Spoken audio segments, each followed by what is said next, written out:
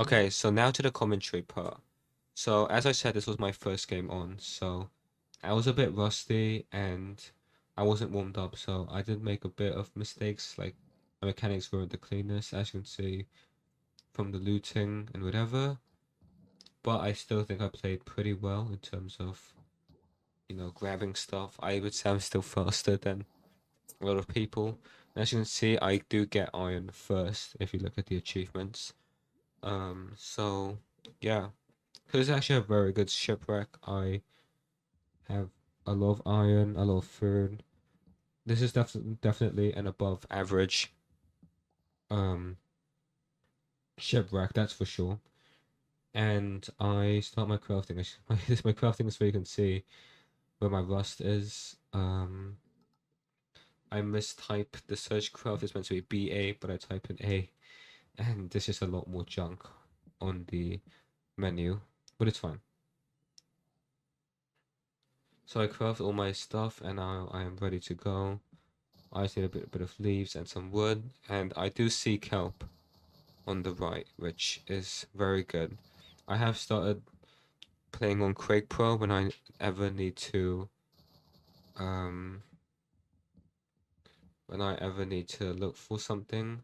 However, I just saw it immediately, so I didn't have to do that. So I built there. It's pretty linear so far, and I'm gonna start my magma ravine.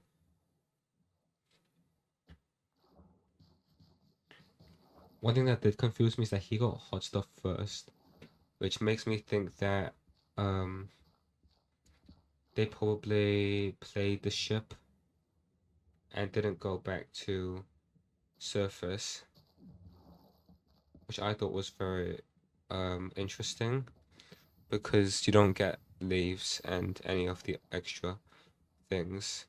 However, I don't know what happened, but he ends up wasting a bit of time and I end up entering first by about, let's say, 10 seconds. So still nothing too significant, but I now know I'm ahead, which definitely gives me a huge confidence boost. So I E-ray, I see the Bastion pretty much immediately, and I see that it's bridge because there's a very big, I don't know, like bottom layer, and also, I think I also see the fortress here. If not hidden, then I definitely see it in the chalice. Yeah, you can see the fortress right there. And this is pretty standard. There is lava here, which was quite scary, but it's fine. He enters the bastion a bit slower, assuming because he doesn't have as many blocks, and he probably had to mine some blocks or something like that. Over here, over here, I do my crafting, but a bit sloppy on the search crafting. It's fine. I did switch languages, so I am a bit hesitant with the search crafting, but it's fine. I do get it at the end. I will get the hang of it if I practice more. I get this hog, which I don't think is the right play. I just assumed that because it was a shipwreck scene, I needed food. Because food is always like something that I worry about. And I get the hoglin. It wasn't like the worst play in the world, but whatever. As you can see here, he gets a sea change vote, or he wants to sea change. So, um, that means that in my head, I assume that he is dead. So now I know that I can play a bit safer now because I was already ahead. But now that I know that he's dead, um, it definitely gives me a bit more confidence. I got rid of the rotten flesh. Basically, if I can, I will try to avoid eating rotten flesh. Um, which, like, because it just doesn't heal as much. Especially if you have such a low amount. If you have like 40 rotten flesh from like a temple, then that's fine. But from a shipwreck where you have like no rotten flesh, I don't think it's worth it to have it. Over here, I have 17 OB, and I know that I already have 17, so I'm assuming that I can get the rest of the 20 from trade, so I don't go to the other side and I pearl hang. So now I go up and I'm pretty much expecting 20 OB here, as well as some other things. Here I pre-craft the bed, which is very good. Pre-crafting a bed is very nice, especially in Luxembourgish. I will make a video soon, definitely, comparing Danish and Luxembourgish, because they're both very good languages, and I still don't know which one's better. So, yeah. So I see the fortress. This is pretty standard. I go up.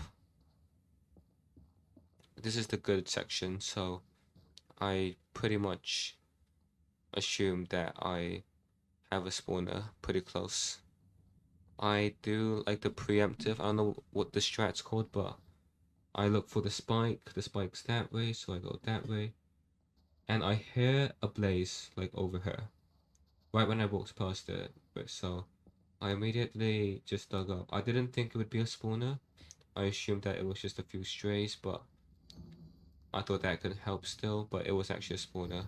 So that was pretty lucky. I don't know if there's like a way of bypassing this very quickly, but as you can see, I don't have a roof to place the bed on. So I actually end up having to waste a bit of time and having to make a roof, which doesn't matter too much, but I know I'm ahead, so I'm just gonna play it safe. If anyone knows a way that I can bypass that, then that'd be great to know. So here I have 5 already. I craft all the things. I never know when to prioritize pre-crafting and when to prioritize killing blazes. Luckily for me, it wasn't too big of a deal. Because I just had to kill one, and I got it immediately. So I blinded her 742, which for me is pretty good pace, especially for my elo in MCSO ranks. It's very hard to get, and a very insane pace, I will say. So, yeah, I get the measurement 100%, so that's good. First eye doesn't break, which means that the second eye doesn't break in ranked anyway. And I am ready to leave. I have 12 already, so I can just leave.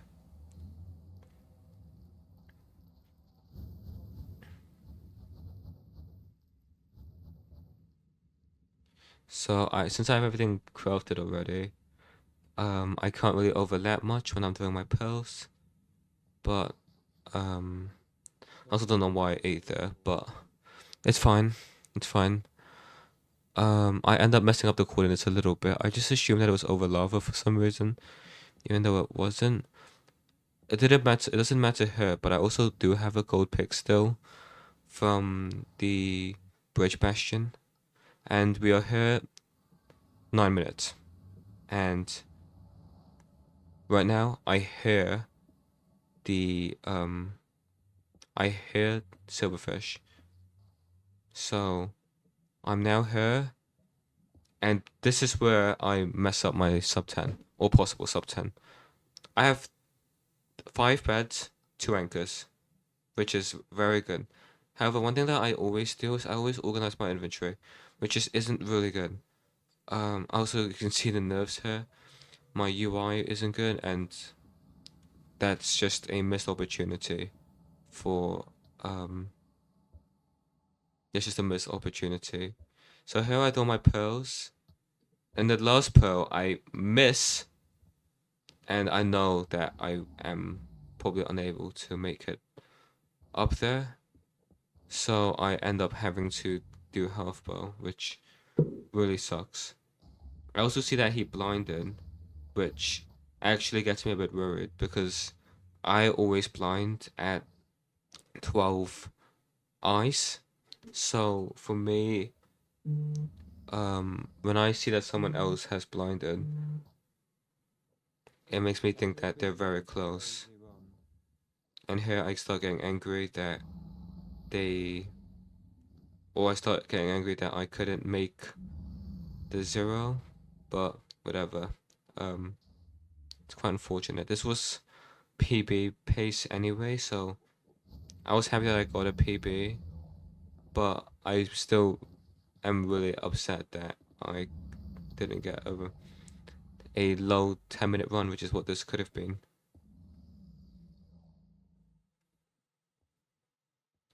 So I got the perch pretty much now, I think. There we go. It does a very weird diagonal perch that I just never see, but luckily I do pretty good damage. That was a very good second bend, good fourth bend, and the fifth bend absolutely insane. Finishing the run at low 11, which Hey, very crazy. freaking go, man. Very crazy. 11-17. Freaking go. So yeah, that is gonna be the analysis and yeah. See ya.